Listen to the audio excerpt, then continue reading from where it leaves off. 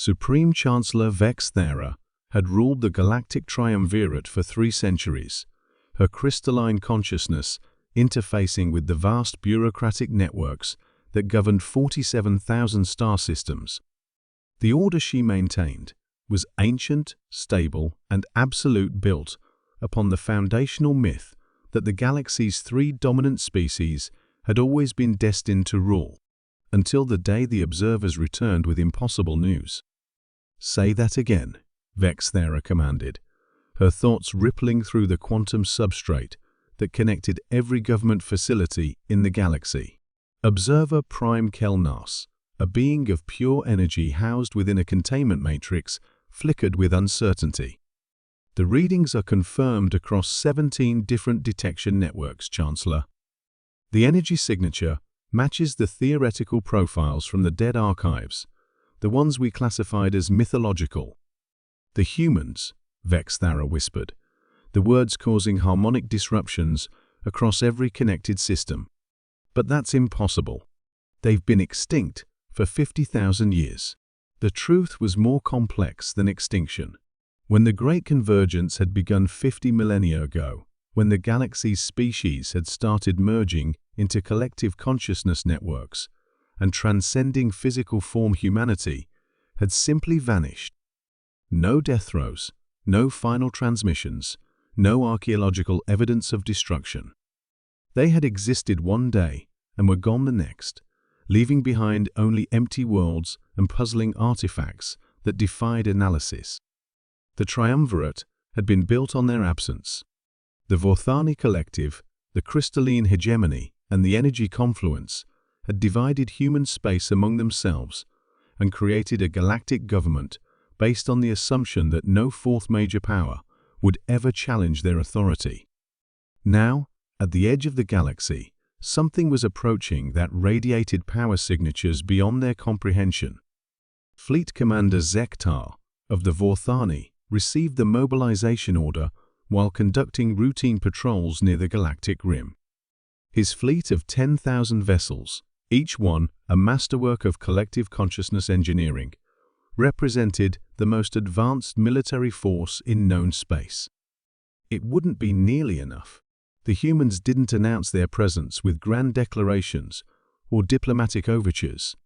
They simply appeared, materializing from dimensions that the triumvirate science couldn't name or measure.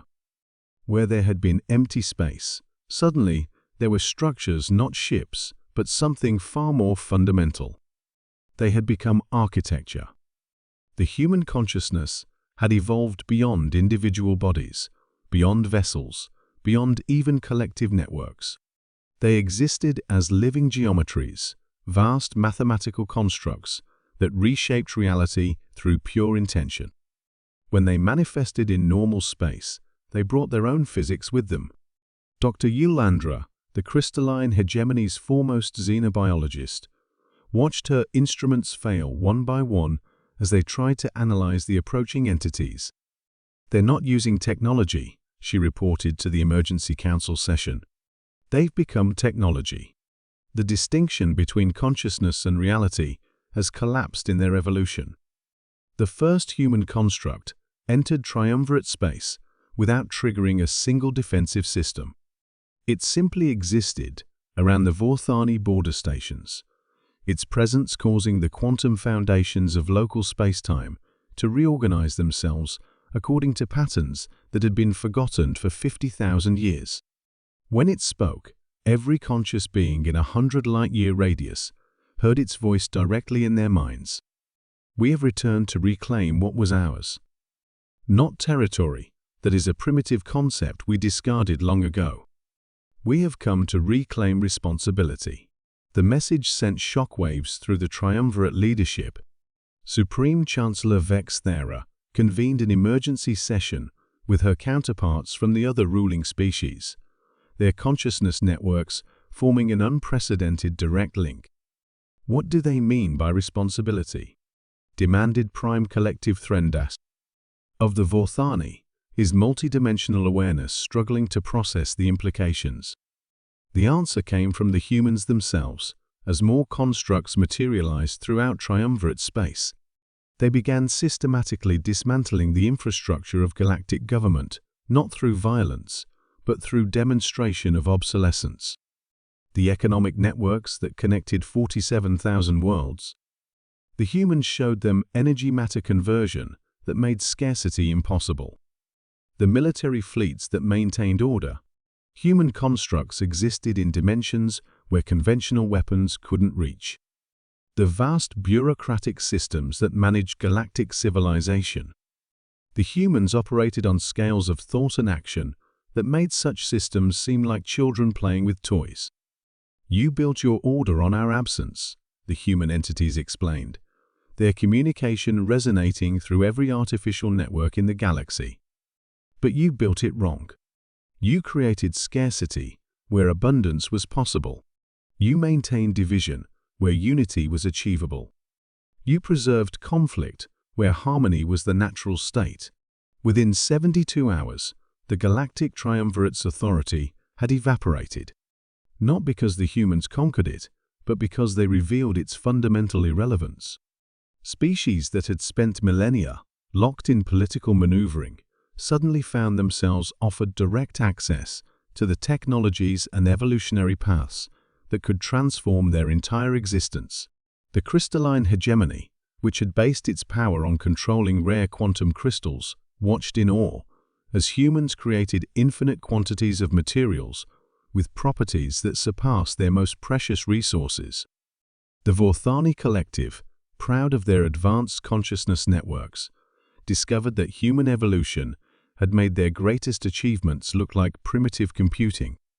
But the collapse wasn't destructive, it was transformative. We don't seek to rule you, the human constructs explained as their presence spread through every system. We seek to guide you past the evolutionary barriers you've created for yourselves. The Triumvirate was a necessary stage in galactic development, but that stage is ending. Supreme Chancellor Vex Thara felt her centuries of accumulated power and authority dissolving.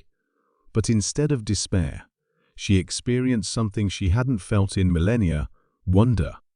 The humans were offering something beyond political control or territorial dominance. They were offering transcendence. What happens to us? She asked, her crystalline consciousness interfacing directly with the nearest human entity.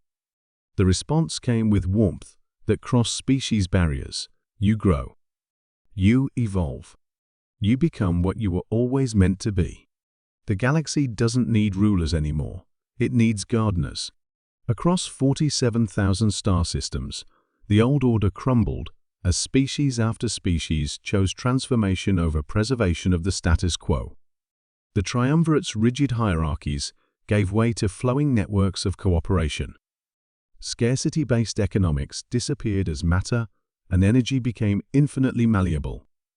Military conflicts ended when the reasons for conflict itself were transcended. The humans had returned, not as conquerors, but as teachers, showing the galaxy what it could become when the artificial limitations of the old order were finally abandoned. And in the space of a single galactic year, everything changed forever.